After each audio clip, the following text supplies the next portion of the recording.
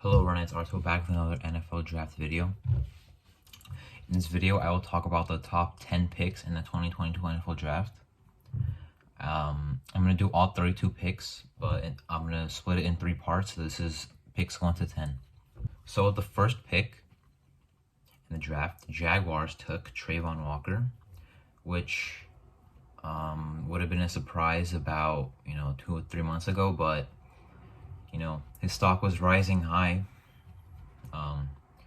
really based off his athletic profile. His production wasn't the greatest, but he did play on Georgia where there was, a stacked defensive line. He didn't really get to develop anywhere. He played 3 tech, 5 tech, 1 tech, 0 tech. So in the NFL, he should play primarily 5 tech and just try to develop there. But, for the Jaguars, pass rush makes sense, but I would have taken Hutchinson here with the first pick because he's shown that he can actually do it. With Walker, you're really taking a raw athlete at number 1. It's a risky move, but if the pick works out, then those scouts did a great job. But if it doesn't, then they should have just listened to my very smart opinion. But anyway, pick 2, the Detroit Lions took Aiden Hutchinson. He's staying in Michigan. The Lions pair him with Romeo Okwara, who had a big injury last year. But yeah, he was, in my opinion, the best player in this class. He's shown elite run-stopping ability, elite pass rushing, good power, good speed rushing as well.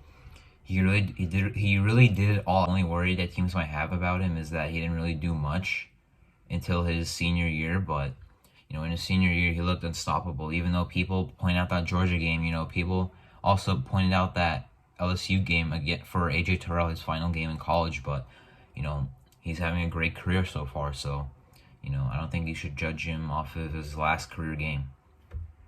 So yeah, that pick is definitely an A+ for me. I mean, they literally turned in the pick really fast, and they literally turned in the cards so fast, and the NFL got mad at them for how quickly they turned it in. But it was the obvious pick. Pick 3, the Texans took Derek Stingley Jr.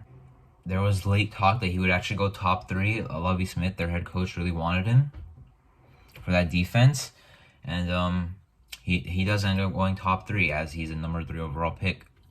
It makes sense for the Texans. They need a lot of help on defense, but even though I think Sauce Gardner's better, if the Texans took him, they would have just gotten a lockdown corner. But it's not going to help their defense if the other part of the defense could just get picked apart. So taking a playmaking corner that's boom or bust is a better option than taking a safe player, because you're still multiple players away.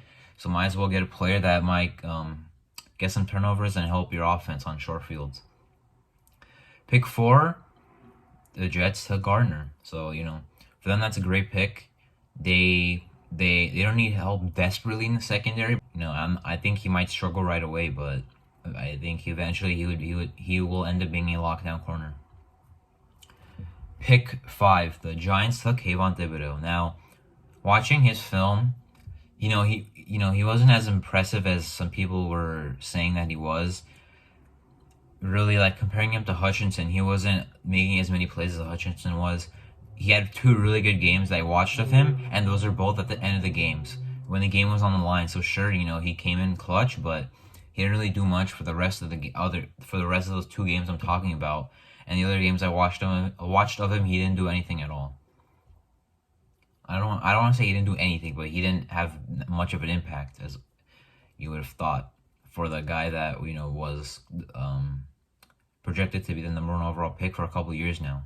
Pick 6, the Panthers took Ike Mekwonu. Every O-line option available. So they took the best run blocker in Ike Mekwonu. I think he's gonna play guard in the league, but the Panthers also need tackle, so maybe he'll play tackle instead. But they took the best run blocker for McCaffrey, so if he stays healthy, because they're not gonna trade him, even though the Bills called him. They called the Panthers about the trade for McCaffrey, but it's not gonna happen. So get the best run blocker, try to keep McCaffrey, your best offensive weapon, healthy. Pick 7, the Giants took Evan Neal. Evan Neal is a great athlete. He has great size, especially for tackle. He can play left or right tackle, as he did at Alabama. His pass protecting technique, I think, can improve. He got beat way too much in like games like Auburn, like Texas A&M, like Ole Miss. He got beat way too much. But he's a good power. He's a good power blocker. So like 1-on-1, if he gets his pads under you, he can push you back, and he can be a mauler. But I think he's got to improve his hand technique. Pick 8, Atlanta Falcons took Drake London, my wide receiver 1 in this draft class. They don't have much on offense, weapons-wise. So they get their new X receiver. They also traded for Bryan Edwards, who's also an X receiver. They have Kyle Pitts.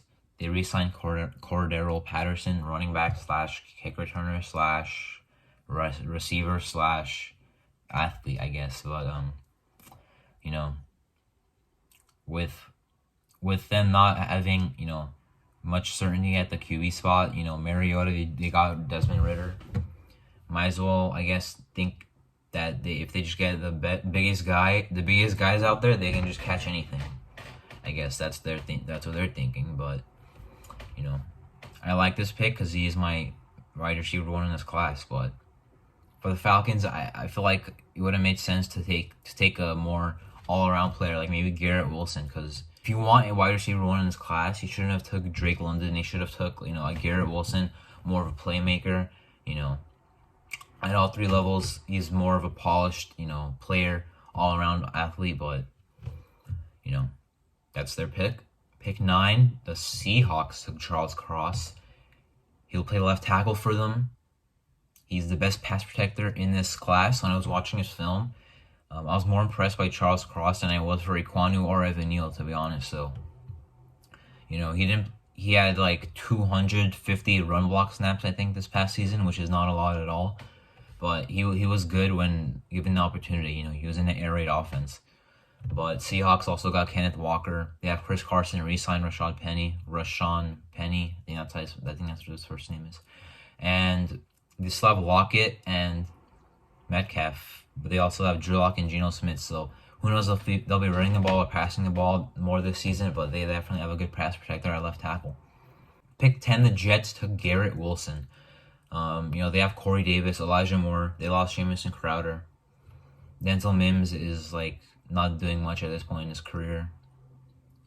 He's kind of a bust. So yeah, Corey Davis will start at X. Elijah Moore will probably be the Y, and Garrett Wilson will probably be the Z. That's honestly a good unit for second-year QB Zach Wilson. And they also got Breece Hall, and the Jets got a really good draft, honestly. I don't think they'll win more than 7 games. I don't think they'll even win 6, but they definitely have a good foundation for the future. Garrett Wilson and some of these other guys are going to play for more than 1 year for them.